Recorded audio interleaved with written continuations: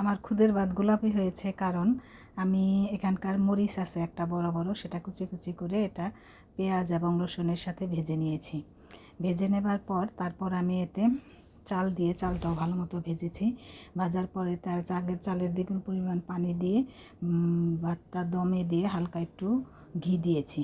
দিয়ে ভাতটা আমার একটু গোলাপি রঙের হয়ে গেছে। এতে আমি হলুদ বা মরিচ কিছুই ব্যবহার করিনি, শুধু এই বড় মরিচগুলো দিয়েছি। তারপর আমি লাল করে ডিম ভুনা করলাম।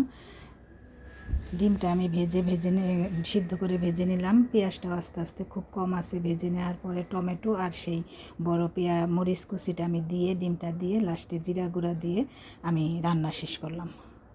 সাথে হলুদ আর মরিচের গুঁড়া দিয়েছিলাম। আর যার জন্য আজকে আমি খুদের ভাত রান্না করেছি এ হচ্ছে সেই থানকুনি পাতার ভর্তার জন্য। থানকুনি পাতা কিংবা টাকা পাতা, যেখানে যে নামে আমরা বলি না কেন, এটা ভর্তা বিভিন্নভাবে খাওয়া যায়।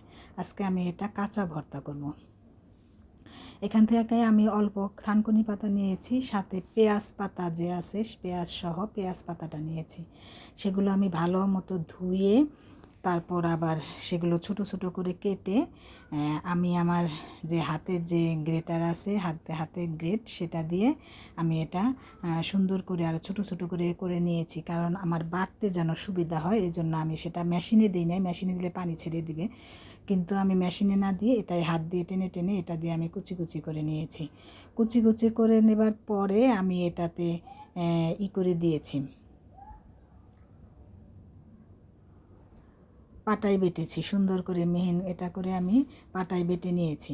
পাটায় না বাটলে তো ভর্তা মজা লাগবে না, এজন্য আমি এটা পাটায় বেটেছি। 2টা মরিচ নিয়েছি, রসুন নিয়েছি, এটা এমনভাবে মসৃণ করে বেটেছি।